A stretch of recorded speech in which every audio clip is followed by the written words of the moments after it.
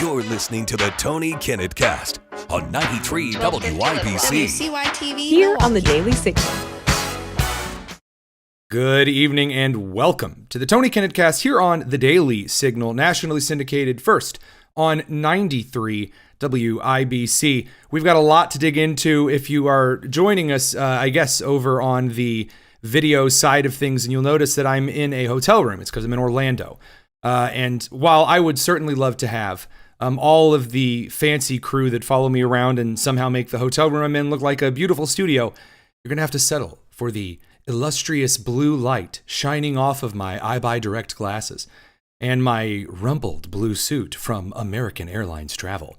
Now, on to actual news here, because there's a lot more than air travel on the civilian side of things going on in our hemisphere, mainly down in the Southern Caribbean, where the Beach Boys are singing Kokomo. The Venezuelans are getting quite the air show. They are getting to see a series of maneuvers, essentially the United States saying, hey, you want to see what the B-52 Stratofortress can do? No, you don't. So the Stratofortress, belonging to the U.S. Air Force 2nd Bomb Wing, escorted by Marine Corps F-35 Bravo Lightning IIs, which were temporarily stationed at the Roosevelt Roads Naval Station in Puerto Rico, carried out a demonstration mission near the northern Venezuelan coastline. The center, the northernmost point of the Venezuelan coastline, that's where the B-52 Hotel Stratofortress bombers were getting frisky. I don't know what was carried out in this demonstration mission. I like to think that if Secretary of War and President Trump, Secretary of War Hegseth, President Trump order some kind of demonstration of U.S. air supremacy, it's one of the Stratofortresses is blasting Freebird by Lynyrd Skynyrd, and the other Stratofortress is just doing sick barrel rolls over the Northern Caribbean. Other than that, I really hope, that they do the most American thing possible, which is, of course, bombing the ports of pirates, all the way back to Thomas Jefferson, God rest his soul. So this kicks off a couple of really interesting situations that do, in fact, bring about the end of the Nicolas Maduro regime. So as you will recall, in 2011, the Obama administration was busy sucking eggs, and the rest of the world was kind of left to fend for itself. So Putin was getting frisky with Georgia and Crimea and was starting to signal some Ukrainian ambitions. And at the South American theater of things, Argentina was going through yet another economic collapse, because hyperinflation is an Argentinian tradition, or an Argentine tradition. And then in Venezuela, they said, you know what we've never tried in the history of humanity? Socialism. Or as they say in Espanol, socialismo. And they said, we'll do it. We'll make it really excelente. Yeah, see a little Spanish there. And it'll be amazing. It'll be fantastic. And instead, it was a big freaking disaster. And Nicolas Maduro did what dictators do, and he stood in power. And now we are getting information from an ex-Venezuelan spy chief, Hugo Carvajal. He has now confessed that the state government of Venezuela, like the actual government itself, is funding not just leftist leaders abroad. You know how you talk to a liberal or perhaps your friendly neighborhood historian about the CIA, and the very first thing that they mention is that the CIA overthrew a lot of governments for banana companies in Central America. Well, Venezuela picked up that particular mission. Only Venezuela's essentially been trying to do what all communist and socialist governments do, which is push socialist and communist resistances in other countries. Now, not only were they funding particular Colombian President Gustavo Petro, Brazilian President Luiz Inácio Lula da Silva. Wait a minute. Lula da Silva, the guy that I was told was pure as the driven snow and so much better than that stinky old Trump-like Bolsonaro? He was receiving Venezuelan drug money? Argentina's Nestor and Cristina Kirchner. And then, of course, Bolivian ex-president Evo Morales. Not to mention a little bit of Spanish corruption in Spain proper. So nice to see everything fitting in Española. Now, what does this mean? Why does this matter? Because at the same time they were funding these socialist movements, according to this ex-intelligence official from Venezuela, they were also directly funding narco-terrorism. Now, let's be real. You're not shocked. I'm not shocked. No one's shocked. You don't exactly need a toaster and some bath water to be shocked about this. This is a really common sense kind of a situation here. The Venezuelan government is on film giving cartel leaders authority to go out into the world and be missionaries for human trafficking and drug smuggling. Because if it's not pumping out oil, Venezuela really doesn't have that many popular exports. I don't know when the last time you dug into a nice hearty bowl of Venezuelan quinoa. That's just not one of theirs. So not only do we have video, of course, of Venezuelan officials over the years greenlighting these kinds of things, not only do we have aerial footage of the Venezuelan ports that are loading the drugs onto said boats, but most importantly, see, a little more Spanish there, most importantly, the Venezuelan ex-intelligence official has now revealed a series of records to transfer in 2010 3.5 million euros to various NGOs and oil money to fund narco-terror groups specifically to target the United States. Now, I just want to make this clear. Remember when you were told by leftist judges that there was no evidence whatsoever that Venezuela might be committing some kind of state action against the United States, and so therefore you couldn't just deport Tren de Aragua members under old War Powers Act because it wasn't a state government-backed group? Well, yeah, it was a state government-backed group the entire time. I know, once again, we're all very shocked that the dictator would use illegal means or scurrilous means to wage not quite war on other countries. I say not quite war because we're really past the age of where the legislature gets together and they declare war, and then you go to the ambassador from that country to yours and you give him the old monopoly boot out of your territory. Those days of declaring war are over. So now we're just in this kind of weird pseudo eternal Cold War, war on terror subgroup nonsense kind of field. And the Trump administration is really not putting up with it anymore. And so, as you might recall, the United States has been sending lovely, let's say, Raytheon and Lockheed-inspired greeting cards to various narco-terror boats heading off the coast of Brazil and Venezuela and Colombia.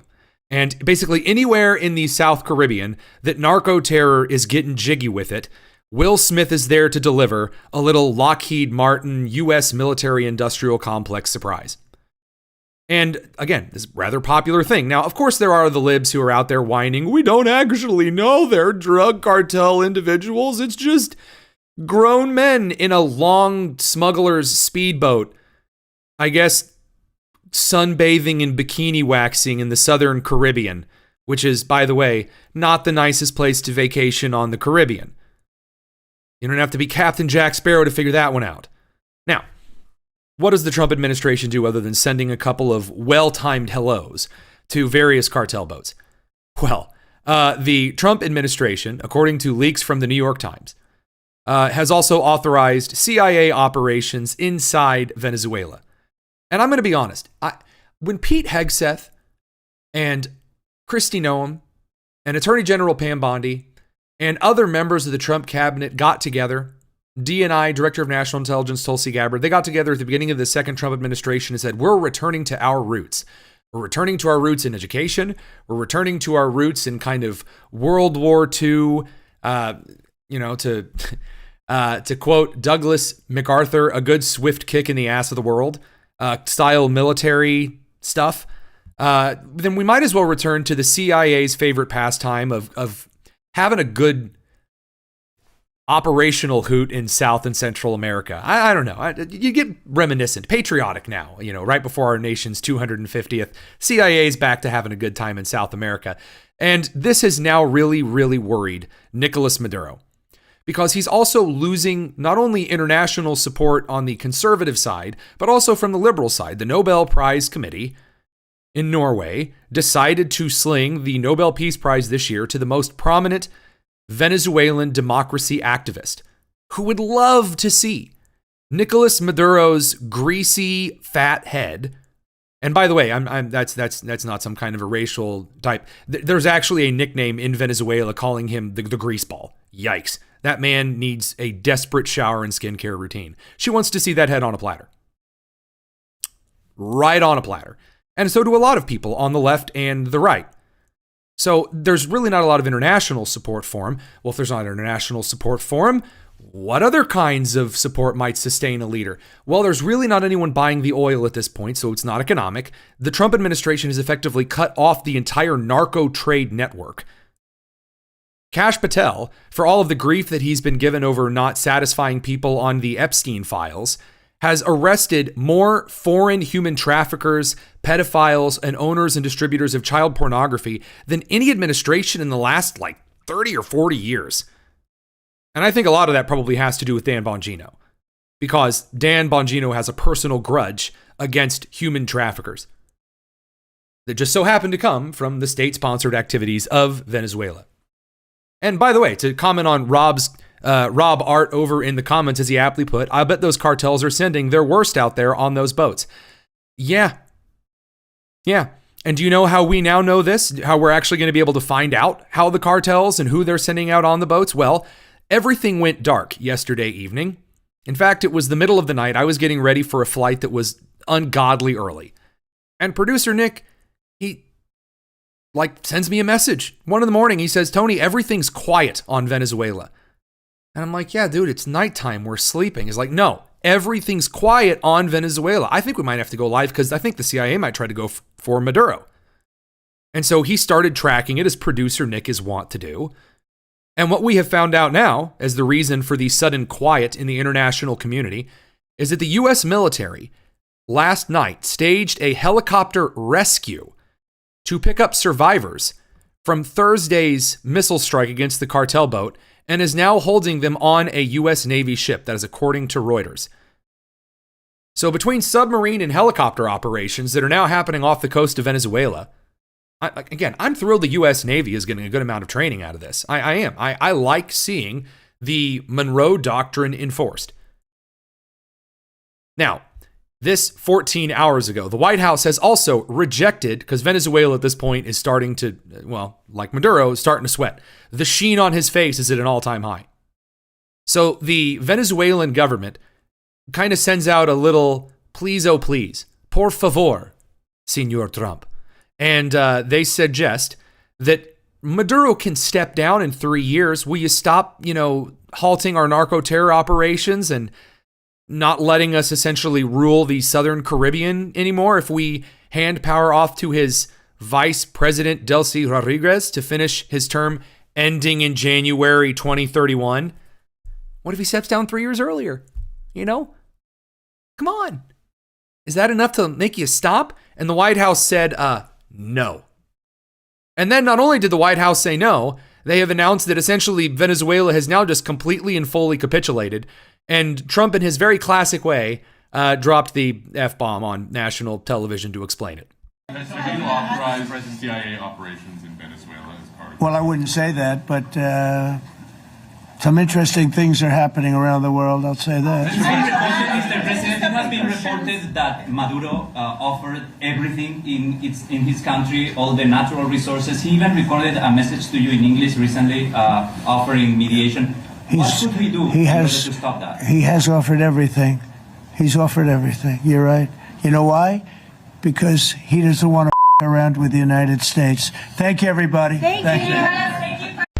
I love that. First of all, thank you to Newsmax for providing the clip that actually had the word censored. I'm on the road, and opening Adobe Premiere and censoring people while I'm maneuvering through Orlando is not my favorite thing. And everyone on X is just posting the raw, just the full F word. And so we try not to do that to y'all here because it's a family-friendly show.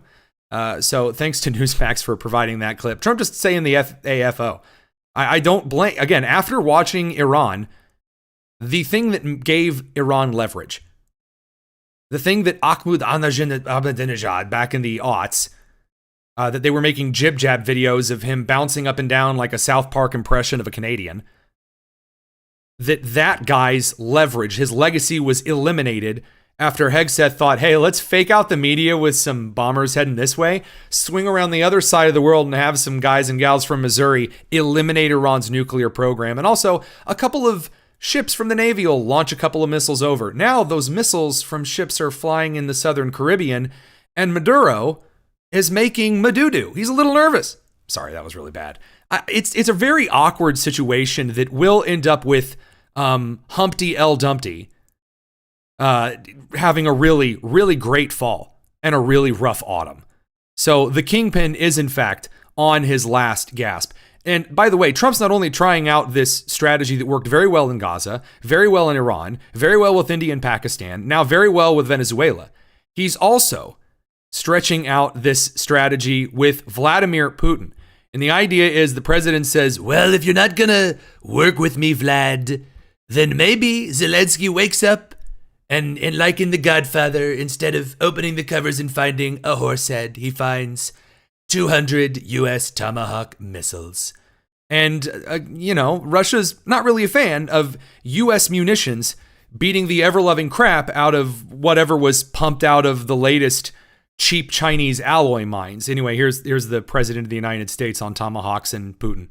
If you okay Tomahawks to Ukraine, what's going to happen if the United States is in a conflict and we need the Tomahawks? Do we have enough? That's a problem. We need Tomahawks, and we need a lot of other things that we've been sending over the last 4 years to Ukraine. We've been, we gave them a lot. Now we have a different situation. We send it to the European Union. They pay for it and all that, and they have plenty of money.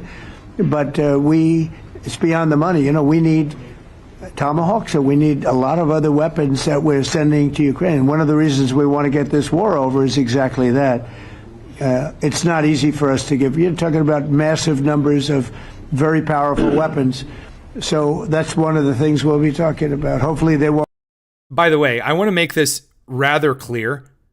I really, really, really want, more than anything, the Russian government under Putin to get enough of what Trump is advertising here, so that finally, at the end of the day, you have a kind of an awkward coup situation.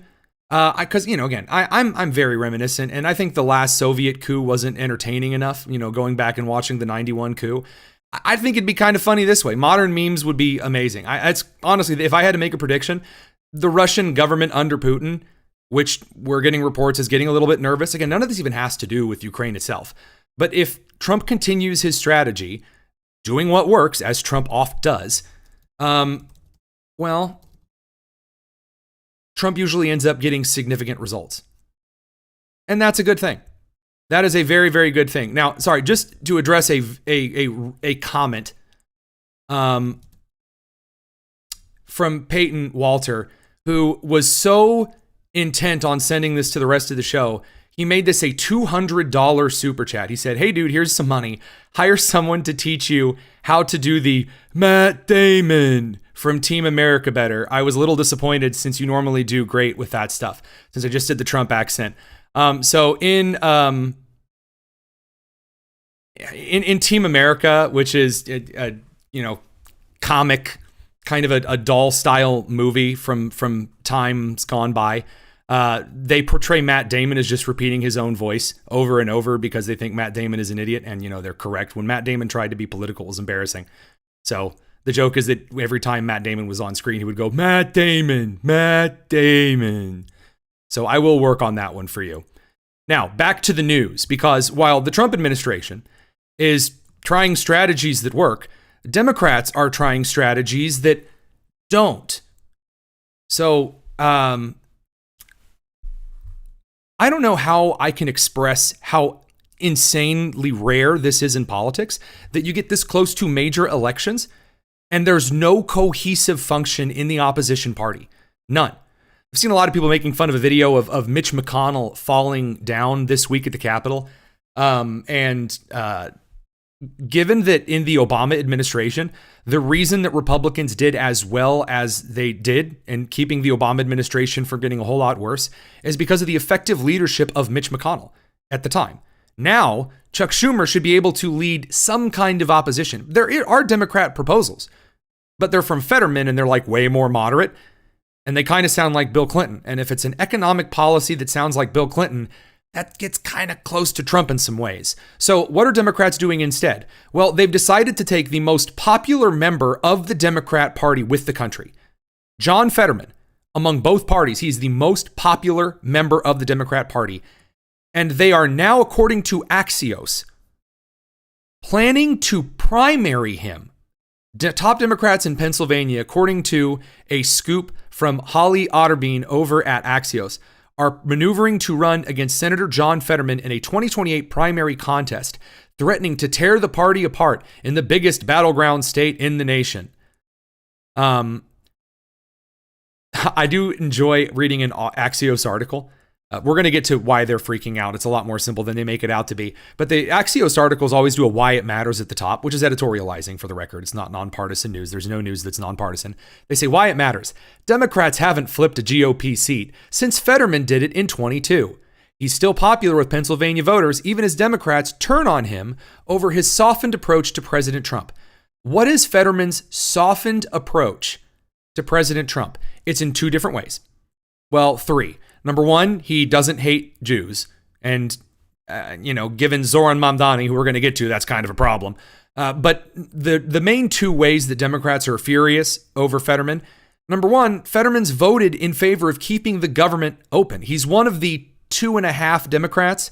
Of course, Cortez Masto of Nevada, and then Angus King, the independent from Maine, who caucuses with the Democrats and votes with them 99% of the time. Fetterman also has voted with Republicans to keep the government open. Now, here he was on a News Nation town hall saying that the shutdown is a very stupid thing and Democrats have really hurt themselves in electoral chances.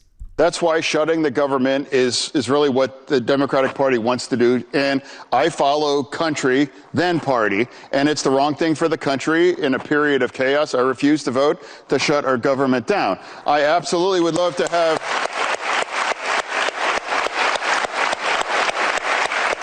I would love to have a conversation about extending the tax credits for health care. Absolutely. But I would remind everybody, too, this was designed by the Democratic Party to expire at the end of the year. This is not something taken by the Republicans. They were designed to expire. Yeah, he's correct.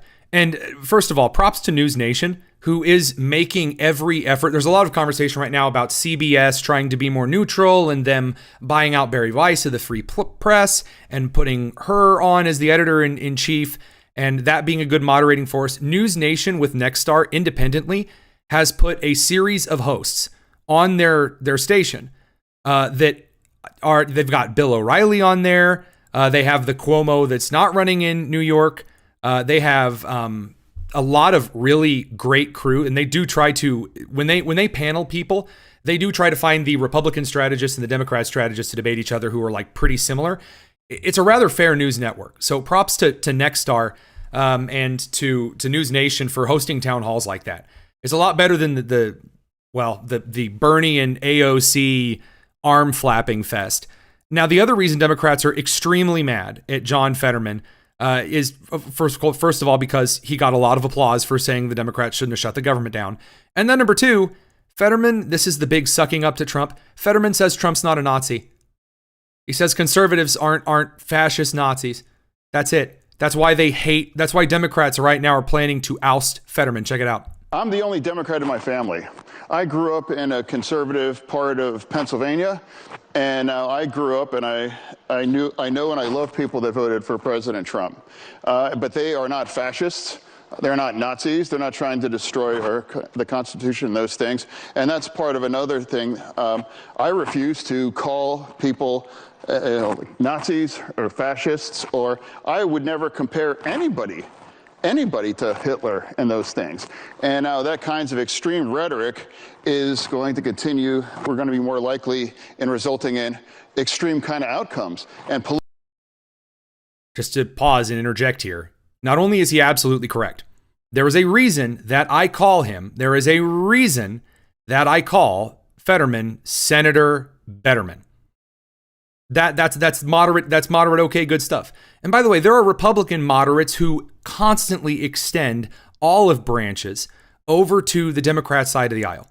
Constantly do so. Representative Mike Lawler just walked up to Hakeem Jeffries, handed him an extension on Obamacare subsidies and said, here you go, here's this bill, you can vote for it right now as its own independent thing.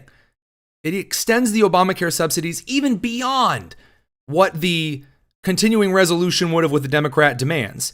All you got to do is you cannot use any of it on illegal immigrants. That's the only thing, but you can have the rest of Obamacare. That's a very moderate Republican thing to do. Fetterman does this and it's rare. Republicans do it and it's common. It's very common. Again, I mentioned Mitch McConnell. Mitch McConnell gets a lot of criticism right now for being an overly moderate Republican, along with Lisa Murkowski and the other one from Maine, Susan Collins of Maine, Lisa Murkowski of Alaska. Sorry, there's, oatmeal. So it's really weird to watch the Democrats make that their target. What are the kind of people Democrats want? Democrats want people who are just going to get out there and say, okay, I know that what we tried during the Obama administration, where we targeted Trump and threw Steve Bannon in jail for contempt of Congress and all of these other political prosecutions, I know that was like not popular at all. So instead, now we're going to get J.B. Pritzker out of the Golden Corral. We're going to prop him up with some, I don't know, reinforced steel girders and have him threaten to arrest. Are you ready for this? White House Deputy Chief of Staff Stephen Miller. The people who serve for the president, including all the way down to ICE agents, can be held accountable when there's a change of administration who's willing to hold them accountable when they break the law.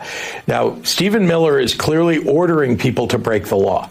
So, he should know that, it may be 3 years from now that he is held accountable, but make sure, I think it's important for them to know that whatever they do now, it's not like we're going to forget, and it's not like we don't have a record of what they're doing.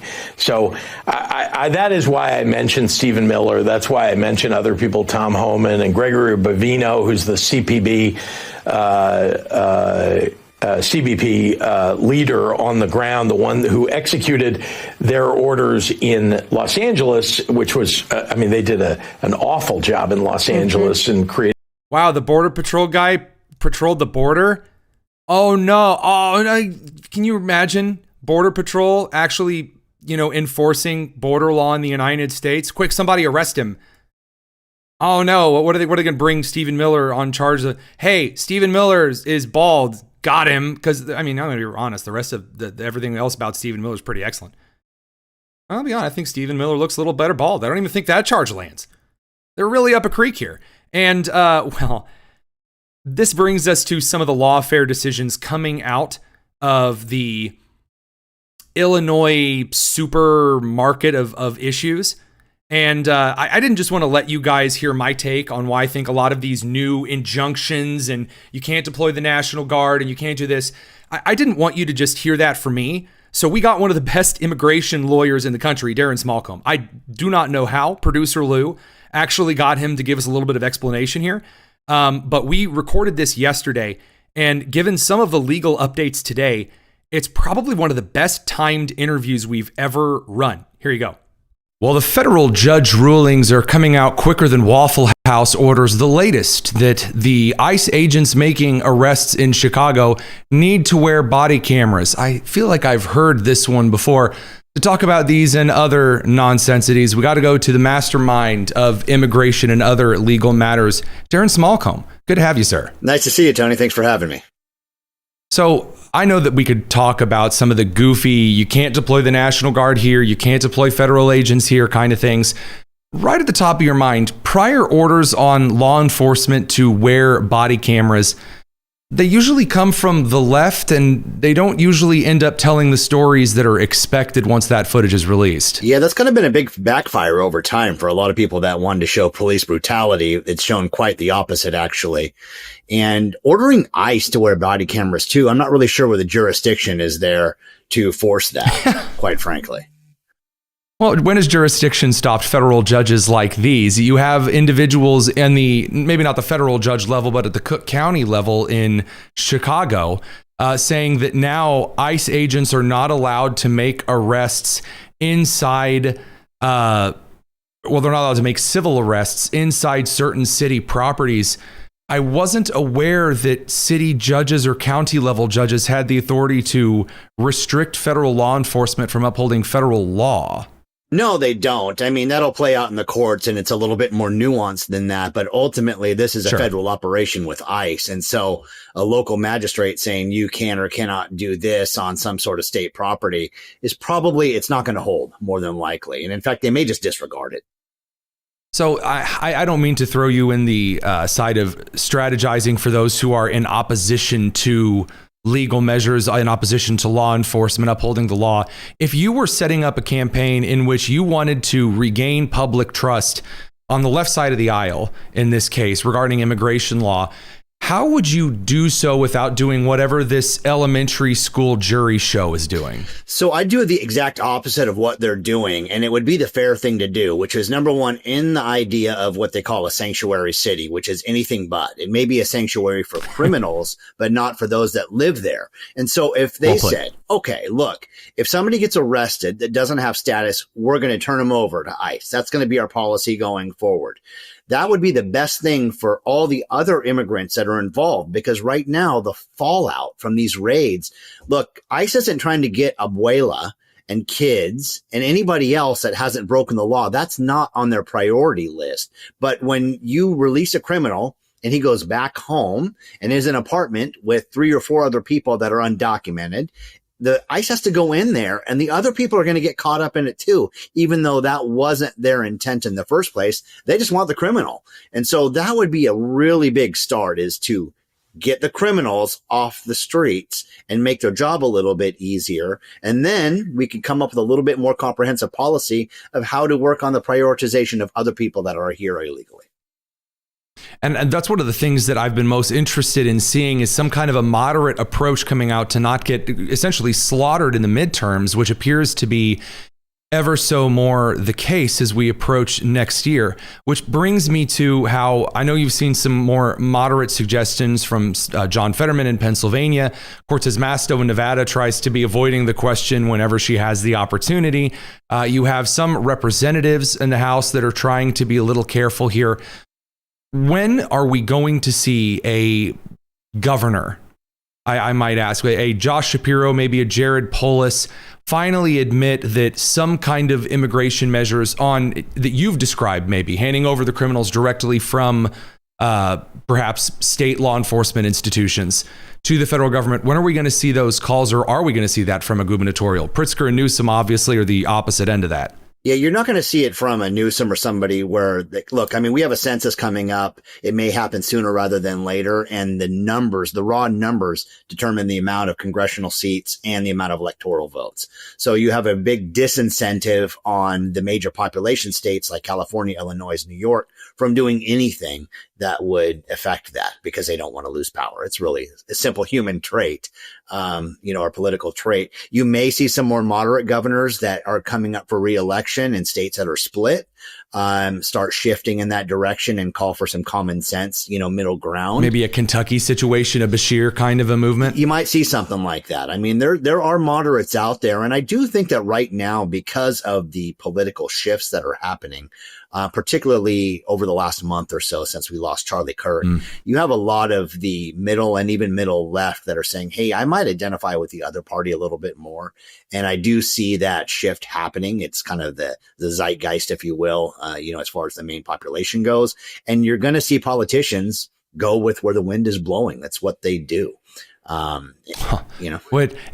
We would hope. So far with the shutdown nonsense continuing, there's a kind of awkward stubbornness that is what we talked about with Rob Bluey. It's infected the party on the inside, that there's, discontent and all of that. But I want to get one more legal take here before we have to let you go. This is on the judicial ruling from California that the Trump administration can't fire or lay off, reduction in force, federal employees right now because it's political. That was the argument, that Trump or Russ Vought had said the word Democrats or said left-leaning agencies or sections of departments, and so therefore they can't lay them off. Is there any legal basis for that that's, outside of imagination? Well, I think for a district federal judge, they're really going against the Supreme Court precedents, which says they can't make nationwide rulings. They can only rule. Like a couple of weeks ago. No, I didn't mean to cut you off. Please continue. No, it's okay. I mean, the federal district judges should not be overstepping their bound. They should be, if there's a question of law and affecting a certain party, they should rule on the affected party. So if a person says, I got laid off for political reasons, I shouldn't be, the judge can say, okay, you shouldn't be, but he can't rule or she can't rule on the other class members is really what the Supreme Court ruling says. That's right. Excellent point. Darren Smallcomb, really appreciate you. We'll have you back real soon because the legal analysis, hot and ready, fresh like Little Caesars, we know you deliver. Nice to see you, Tony. All right. So I do have a little something special here for you guys on Mamdani because whether or not the Democrats are not just losing their mind in legal processes and Gavin Newsom and Hochul, Pritzker, Hakeem, Schumer, all just yelling at the sky. No, you got the new crew that's coming up behind him. And of course, AOC was out there talking about drinkable air, and then she corrected herself right afterward, but still, funny from AOC. And then, we had her talking about Deloitte, the tax and accounting company, dumping chemicals into the Cleveland River and setting it on fire. But there are other young, excellent, bright young voices that are rising to the top of this garbage island floating in the Pacific that is the Democrat Party. Of course, I'm talking about Zoran Mamdani, who in his amazing, incredible debate performance with Cuomo, the one not on News Nation, and then of course with Curtis Silva, he got out there and he performed with je ne sais quoi. Only in this case, it's more like je ne sais quoi communism. And I do appreciate whenever you have someone who is so young, naive, and foolish when it comes to believing that they understand how government works, that they just say they're going to wave the magic wand and, out from underneath the unicorn's tail is just going to fly free stuff.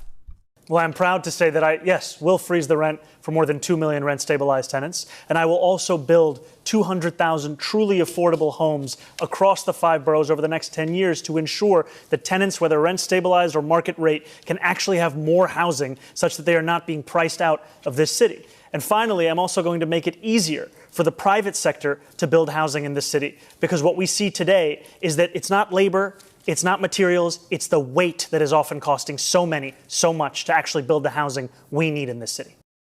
Okay, so I find the last little bit, it's the weight that causes the issue. No, it's the regulation. New York City and Los Angeles have oodles, canoodles, and toaster strudels of regulation. And don't get me wrong, I'm really not happy with a lot of building regulations in general. I really can't stand it. When we built the studio in Indiana, I had to wrestle with our own county planning office over things that I thought were aggressively trivial and didn't matter whatsoever. But I got to hand it to the left. Zoran Mamdani getting up in front of the country and saying he's just going to freeze the rent, and then he's going to build 10,000 affordable homes in each of the boroughs. And you realize that we got those same promises from Pete Buttigieg about something a lot less difficult to build than a house or an apartment building, an electric charging station. We're talking a little bit of concrete. We're talking the lines from the grid power, and then the electrical little system, the little box computer that converts it and monitors how much is spent. That little box and concrete pad, maybe some asphalt. Maybe if you're unlucky enough to live under Indiana's road construction crews, maybe it's that chip and seal abomination. Whatever it is, it's a surface and a little charging station. Pete Buttigieg promised he was going to spread this like monkeypox at an LGBTQ festival. He was going to get it out there to everyone everywhere. And he built like 7 in all 4 years of Biden's administration. Now, if you take out his paternity leave, where Chasten was chest feeding their child in a rather abusive fashion, well, then, yeah, okay, maybe he only had 3.5 years. But as the Secretary of Transportation, he couldn't even build with billions and billions and billions of your dollars. He couldn't get it done. Mamdani is going to what? Walk in like Bob the Builder And he's going to show up with Scoop, Duck, and Dizzy, and they're all just going to ready and like it's just going to get it all together, and it's magically the buildings are going to rise from the ground. Incredible. This is their guy. This is their man. This is their dude that the young Democrats are enamored with. He says, I'll give you the moon, Mary. I'm going to give you the moon, and we're going to make it equitable. And then everyone says, oh, yeah, sure, he can do that. Of course, we already talked about yesterday how he said that Cuomo wasn't qualified to be mayor as a Catholic because he had never been to a New York City mosque. Okay. Yes. The 5 things to do in New York City. You go to Madison Square Garden. You go to the Statue of Liberty. You visit Al-Bahid Mosque on 71st. Yes. Classic. Incredible stuff. This does bring us over to the culture because you'd have to laugh at this stuff, right? If you don't laugh at this stuff, you won't cry, but you will get rather nauseous. And I'm most proud of the nausea that's consistently regurgitating over on SNL, they won't poke fun at Mamdani. They won't really poke fun at J.B. Pritzker. They don't poke fun at, you want to poke fun at the administration. Cool, fine, great. I am one of the individuals who deeply enjoys it, especially when memes, yes, are even made about yours truly.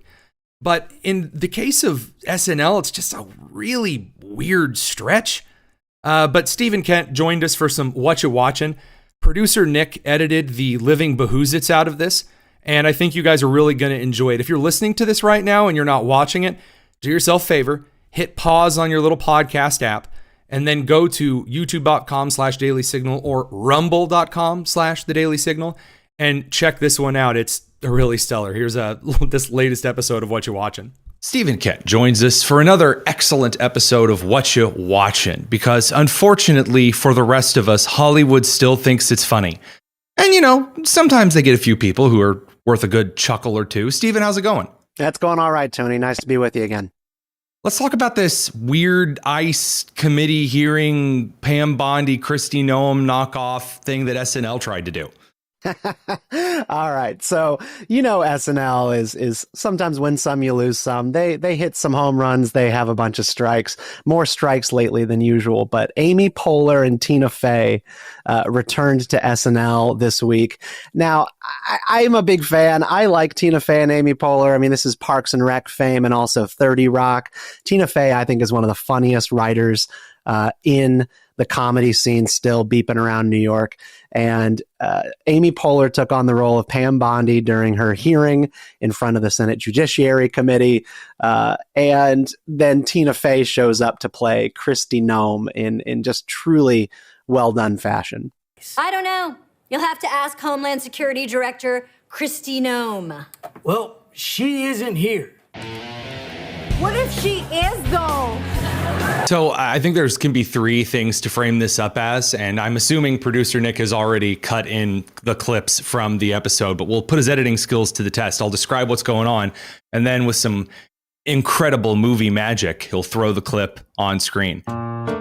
So first of all, you do have Tina Fey giving kind of the description of ICE, and it's pretty funny. Tina's very well done in this sketch. That's definitely the good. You have the just plain bad, which is Amy Poehler. I can't stand her. I think she suffers from, I can't remember the name of the actor, but in All in the Family, the long-haired hippie guy, Michael, the son-in-law, of Archie Bunker, he was supposed to be the guy everyone loved, and he would dunk on that mean old racist Archie Bunker, and everyone would love him. And instead, the opposite happened. And Amy Poehler went through kind of the same thing in Parks and Rec. Everyone thought, oh, they're going to like her. They're going to be like a lovable Michael Scott kind of a thing. And everyone liked Ron Swanson dunking on her character. Because the issue with Amy Poehler, it has always been, and in her performances, particularly in Parks and Rec, is when she is the most naive, she's the most funny. She's the most hopeful, and she doesn't understand how the real world works. And it's okay that she's kind of some squish lib Democrat who loves Hillary Clinton, but it's when she realizes that not everybody thinks like her that she's actually hilarious. But she becomes more and more self-righteous and sure of herself as Parks and Rec goes on. And Amy Poehler is something of the same. And her performance as Pam Bondi is, I think, seizing on the best part of Pam Bondi as an attorney general, which is grumpy and not going to take your crap bad questions.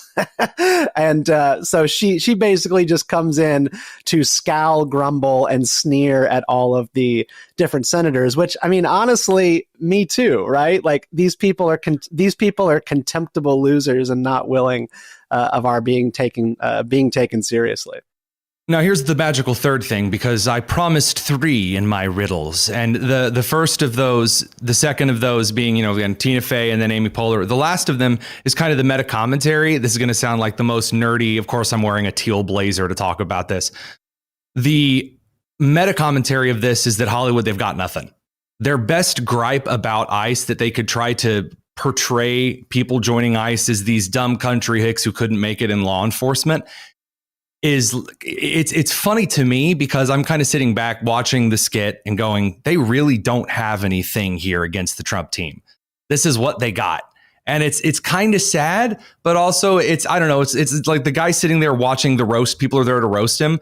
And the people that keep coming up, they just have like lukewarm oatmeal. Yeah, well, the SNL skit when it comes to ICE and Tina Fey is giving a very, very good impression of the sort of like deadpan delivery of Kristi Noem, which is honestly amazing. And by the way, Kristi Noem and DHS have used this video clip from NBC as a recruiting tactic on social media. The Trump administration leans into this stuff. Which is so smart. That's smart. Well, they love the fight. It's just like Charlie Kirk. He leaned into South Park and was like, this is what I've always wanted. Cultural relevancy. People are taking us seriously. And by the way, that same episode in which Charlie Kirk is featured on South Park was also about ICE recruitment. And they had the same message that this is sort of, if you're not good enough to be a cop or good enough to be a soldier, you can come join ICE. And there's a signing bonus for it. So you know what? It's all good. It's all funny. But SNL does have some hits and misses. That's for sure. So kind of moving along from, what I think is kind of well-trod ground for us. There's a weird shift in comedy that maybe we won't touch with a 10-foot pole. It's just kind of uninteresting at the moment, or some hits and misses kind of stuff. What do you think about the major stuff that everyone's watching right now? Is there something that everyone's watching that you're just like, nah, or maybe the other way around? Man, it has to be Monster, the Ed Gein story on Netflix right now by Ryan Murphy. So Ryan Murphy, he is most well known for his show American Horror Story. And he also did the Jeffrey Dahmer series, as well as something on the Eric Menendez brothers. So he's a horror director. He also does a lot of LGBT kind of stuff and focus on like gay different plots and storytelling. And Ed Gein, I mean, this is the guy who was the inspiration in many ways for The Silence of the Lambs and the Texas Chainsaw Massacre in the, I guess it was the 1940s. He killed at least 2 women that we know of and turned their skin into lampshades. This guy. Ugh. Yeah. So this is the guy who made face masks out of his victims and furniture and decorations. And this is the second time Ryan Murphy has dug in on a major serial killer. He recently did Dahmer. I watched that show, Tony. I didn't finish it. I got about halfway through, and then I realized there's no story here. This is just an evil guy who kills people, eats them, and has nothing going on in his life that is interesting. Like, this isn't a sad story. This isn't a misunderstood puppy dog who turned vicious. This is just an evil person, and sitting down and watching this is kind of evil. So I've got the hottest of hot takes here on that particular thing. I think that we're going through what America went through in kind of the 60s and the 70s. Where every hero had to suddenly become an anti-hero, and it was dark, gritty. It is like, he's not just a cop, he's a bad cop. Ooh, good writing. And it would kind of enamored people for a little bit, and then it was all done. It was like, whoa, he's not just Harry, he's Dirty Harry. It's like, yeah, but we had that movie like 8 movies ago, and this isn't even Clint Eastwood. I mean, people get sick of that kind of thing after a while. I think that we're starting to see this, thank God, finally, with the weird obsession with Halloween. Don't get me wrong. I love me some Halloween, but I don't love the weird, like anti-Hallmark month where everyone's like, look, they're witches and they're zombies. Oh, it's like you're like 36, you Disney adult. And then on the other half, you have the people who are obsessed with the true crime things. There comes a point where it's like, okay, you need to put it down and go outside and touch some grass. And I hope that we're going to come out of that. I mean, Star Wars was the movie that broke America out of the dark, gritty realism. Maybe we're about ready for some kind of a new, I don't know, what, frontier in American media, hopefully. Well, that's the most naive thing you've ever said, Tony Kinnett. We're not gonna snap out of this. It's gonna get worse and worse and worse on the screen. No, I defy you. I defy the worse and worse. I want something that actually captivates. I'll give you a great piece of example of how I might hope that we're coming out of here. I've grown really tired with a lot of the kids programming. Even that which is supposed to be good is kind of garbage. Like Daniel Tiger's Neighborhood, spinoff of Mr. Rogers' animated show. It just sucks. The characters are awful and just bad content for the kids. We'll get into that another time. No character development and satisfying arcs, Tony Kinnett. Well, more so, it's just bad programming. I can't stand it. So we've gone and looked at a lot of the old Peanut stuff. Apple TV has been creating a new line of kind of true to original form Peanuts content. And they've released little mini series and seasons across different themes with the characters. I got to tell you, it's really good. Like they did a Camp Snoopy kind of a thing, and then like a little series on Franklin, just in the Peanuts kind of friend group. And it's the same kind of humor that came out of the original Peanuts movies in the 70s and the 80s. It's really enjoyable. Well, I'm glad you're watching it. You know, I miss actually watching, since I don't have young children anymore, watching a lot of those series for young kids and seeing what their minds are being shaped on these days. I have no idea, but I learned these things from you. Last question here. You've got slightly older kids these days. Did they go through a Twilight era ever? The weird teen romance vampire stuff? It was more of an ironic exposure where my millennial wife finally shared the Twilight movies with my teenage daughter as a joke, as a funny, haha, the worst 3 movies that have ever been made. And so there's an ironic fandom in my house, thankfully not a genuine one.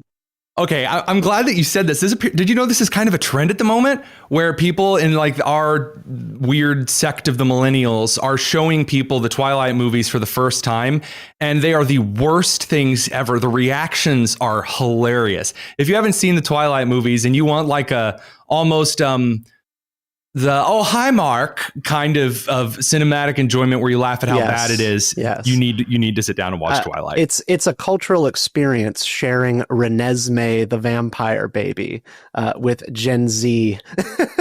When they finally watch the Twilight movies, this baby shows up on screen from Twilight and we go, for some reason they afford to have a real baby on screen in this major motion picture, so they have some sort of monstrous baby doll named Renesmee. I'm still amazed that you've got on one side of cinema you had Napoleon Dynamite and on the other side you had Vampire Baseball, and that's just what life was like in like the mid-aughts through the financial crisis. Just incredible. At SNL, take notes. we had a good childhood. Stephen Kent, you got anything good coming up on Geeky Stoics? You guys have been pulling some excellent videos over there, some great cultural analysis. Oh, yeah, for sure. Well, I will just kind of tease again for your audience. My second book is in development right now to come out in 2026. It's called Focus Determines Reality. It is basically the Geeky Stoics book, looking for wisdom and philosophy in a lot of your favorite stories, ranging from The Lion King to Tolkien and Narnia and Star Wars. It's a great book. Spent a lot of time this week moving it towards the finish line. And so highly recommend that you get in touch with me over at geekystoics.com, and you can sign up to pre-order the book here soon. And of course, heading over to your YouTube channel, Geeky Stoics, great video on J.R.R. Tolkien, the line about why stories matter. Excellent stuff. Highly recommend it. Stephen Kent, thanks so much for joining us. Thanks, Tony. All right, so just a few Mailtime questions to answer at the end of this evening. One, because there was a super chat from 15% off at Applebee's, who is a very longtime friend of the show, a true Tylenol American. He's a great dude. And he sent a rather teasing message along with a very kind $5 super chat. Again, you can just send in Mailtime questions, guys. We'll read them. You don't have to spend money and tip the show. It's very, very kind if you do. But you don't have to do that. We don't ask you to do so. He said, "Hey, Tony, how's that new River book going?" Okay.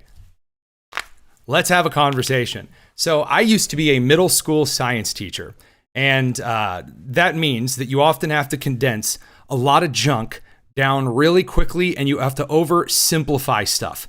And so yesterday, when I was complaining about Alexandria Ocasio-Cortez and her weird suggestion that Deloitte, even if she meant instead of Deloitte dumping like waste into the Cuyahoga River, whatever, in Cleveland, that river fire in 1969 in Cleveland was caused by maybe not Deloitte, but DuPont, the chemical company. And while I was describing that, I said, rivers don't flow north, which is not true. It's not true that rivers don't flow north. That's something I used to tell my students. That's kind of like an oft myth kind of on rivers. There are kinds of rivers that do flow north. They're essentially like lake dumping rivers. And I got more emails on this than I have on any other thing ever. And they weren't just like, "Hey, by the way, you're not a middle school science teacher anymore. You just can't like break down and oversimplify stuff." Because there is like a long, arduous political statement style explanation to this, where the answer is essentially like, kinda, technically river systems in this hemisphere don't run north continentally over periods of average, with the exception of the Red River. But many streams and lake dump rivers do run north.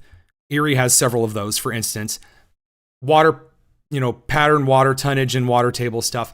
Either way, it's much easier just to say, "Hey, look, the answer is, I got that wrong."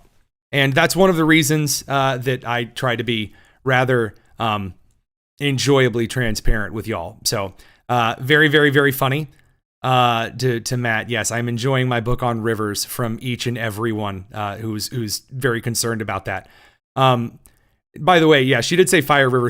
It appears she was referring to the Cleveland River, which wasn't an industrial zone. The Cuyahoga or Cuyahoga River, Cuyahoga, don't have the text in front of me. That particular river was in the middle of an industrial zone, and it was Richard Nixon, the Republican, who came in and said, "Yeah, you're not allowed to dump crap into the water." Teddy Roosevelt would shove his cavalry boot up your, So those clarifications aside, another great Mailtime question this week that at least I think is a pretty great Mailtime question. You may not like it at all. It's from Jake's.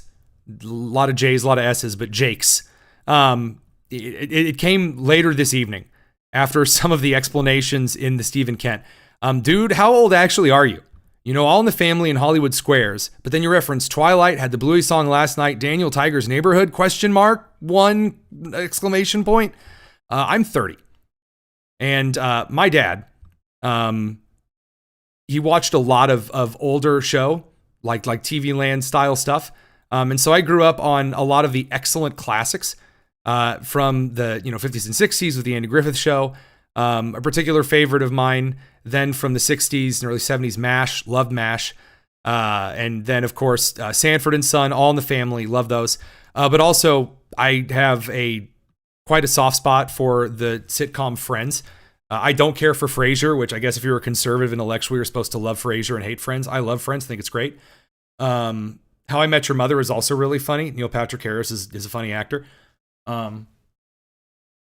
Other shows, I don't know. And then I have kids, so I watch. You're constantly trying to find. Oh no, I've told people that I'm 30, and now they're like, "You're a baby." Yes, I'm young.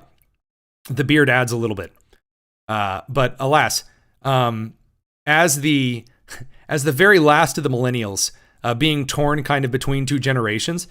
We didn't have internet growing up. I know for the majority of this audience who is older than I am, obviously didn't grow up with internet, but we also, about halfway through the middle school into high school era, we did get internet. And so I got like the new age electronic media, internet information age, into the memery and that kind of stuff.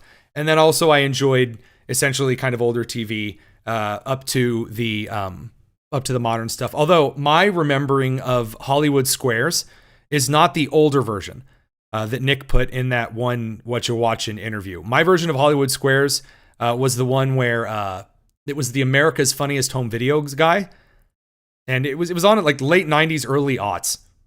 So I have shoes older than you, Tony. I have shoes older than me too. I still wear my great grandfather's shoes. We're gonna lose half the audience now because I've admitted that I'm 30. I'm so sorry. It doesn't bother me if you call me youngin. I'm very okay with that.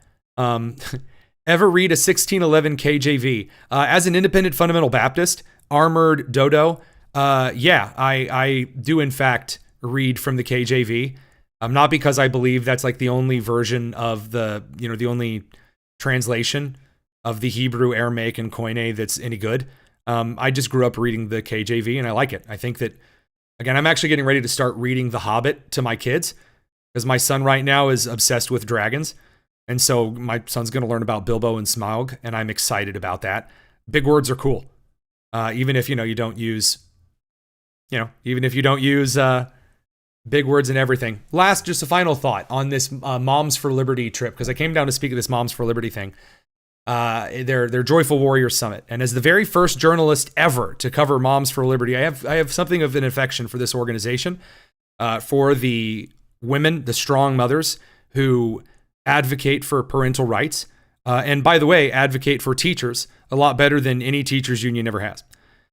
So just a couple of thoughts, because in the last week, I've seen a lot of really hot takes over what we covered before a lot of other people could shove their garbage out. That Politico article about the young Republican group chat where some fat dudes in their 20s and 30s said some gross and stupid and dark humor stuff and some awful stuff as well. And, got leaked because they're idiots who posted things on the internet they thought would never get out there. And it's kind of split the overly online right. So those who spend way too much time on X, on Twitter, there's a big portion of the right that is arguing with themselves. And now I am down here and watching some of these adults in real time who are larger, major influencer individuals who are arguing with each other about it.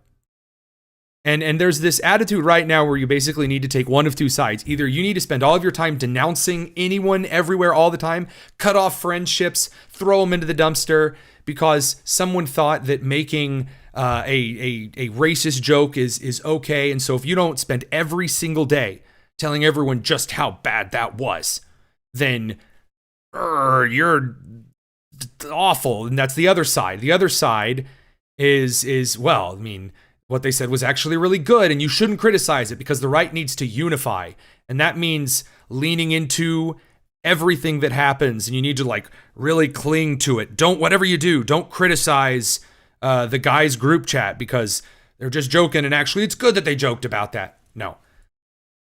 They have now grown, by the way, I'm going to tell you what Twitter's going to be like tomorrow. They've now grown into the biggest extremes, where one side, the side that says you need to do penance, you need to walk down the street swinging incense and shouting about how bad things are, like slamming the Overton window kind of a thing again. And then on the other side, you've got the crew that apparently is just all going way over to the far right. They're just a bunch of neo-Nazis, and if we don't stop them, the whole party is over and we're all going to die. And so you're essentially either a cuck and you've been suckered by the moderates and the rhinos, or on the other side, you're a Nazi and you also have an American flag with a weird swastika stripedy thing in the middle of it. I don't believe any of that. I don't believe in any of that. I don't believe in either of those two groups on this. Guys, it's an incredibly optimistic time. It really is. We are in a position where there have been things that, as you guys pointed out, some of you have been fighting battles that I joined. You have been fighting these battles longer than I have been alive. Things like education freedom, things like Second Amendment rights, things like overturning Roe versus Wade, things like the profit of merit rather than picking someone based on skin color or whatever organs they have. we have now some of these fights, they have been won, or major victories that are more so than in decades past. Entire administrations could not do what not just the Trump administration's executive order, but Congress, the organization that never does nothing except waste my time, and Americans themselves in primaries and local government and just raw activist advocacy, that we have shut down the entire cancel culture movement that ruined American media and had transgender dudes manning, pun intended, the NFL advertisements in Bud Light, which was supposed to be the American beer. Now that's changed. These are victories to celebrate.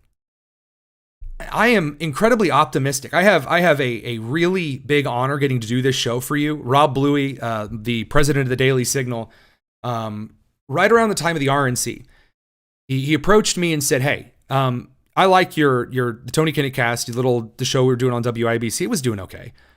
And he said, "What if you did that for the Daily Signal?" And we took it on, and you kind of became like your thing. And I said, "Okay, we got to change the name because I hate the name." And he said no. And that's a true story. And we made it our whole thing. And now I have gotten to spend so much of this time getting to know people like you in the community. I've had an amazing time getting to speak to heroes. I mean, genuine heroes of mine. I've gotten to communicate on a face-to-face first name basis. It's unreal. And we're getting to see all of these incredible victories.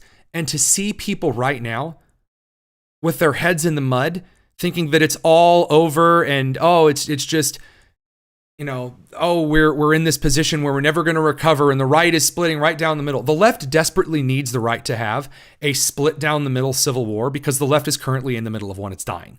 The left is dying. And the left has only one hope, one singular hope to win in the midterms and save their party. And it was expressed by, for example, the Rose, I don't know if it's Rose City or Rose County. Andy Noel will have to correct me on it. In Oregon, in the After Action, the Rose City Antifa group, the far left domestic terror organization, they expressed this in Oregon right after Charlie's assassination in Utah. They had an After Action report. And what they said, one of the key lines was, we need to encourage this Israel issue on the right, to blame things on the Jews and to Israel, and because it's currently trying to split the right. And so two things have happened. You have a lot of people that have leaned into it foolishly. And then you also have a lot of people who have overestimated how many people actually believe that. When you look at the polling data, it's next to nobody. And so you're in this weird doomer, self-depressive state where you go on Twitter and you see people, saying rude things. And you're like, oh, that must be everyone around me. Absolutely not. Absolutely not. And I'm not saying you don't have to care about those things. Absolutely. Are there times to call things out? Yep. Are there times to get upset? For sure. Are there times to make fun of the Cracker Barrel reband? Yeah, that'll be $8.99. There are times to get a little upset, for sure. Usually every time I read something about the Loudoun County School District in Virginia, it's depressing. But every once in a while, and I'm not trying to be holier than thou here. I'm not trying to impress you with some amazing theological intuition here. Please don't take this condescendingly at all. I think that it's inherent on Christians to remember that we are called to be thankful, not only for things that happen directly to us, but for things that happen around us. And I've had to remind myself, because I get into the weeds on that, that, it is okay to recognize, that it's a pretty cool time and we can be thankful to God and thankful to those around us for some of those victories. Because if you're going to run a marathon, you have to train and celebrate the little victories on the way until you can run that full distance. I'm not meant to be deep or philosophical. I despise running. Why I was a long-distance track coach, I have no freaking idea. But that's another tale for another day. So we'll see you guys on Monday at 7 p.m. Eastern, back in the good old home studio, where producer Nick can tell me that I played the wrong clip or said rivers flow a different direction. You guys take care. Go touch grass. Spend a little time with your family. Go to church on Sunday. It's the Tony Kinnett Cast here on the Daily Signal, nationally syndicated, first on 93 WIBC. You guys, take care.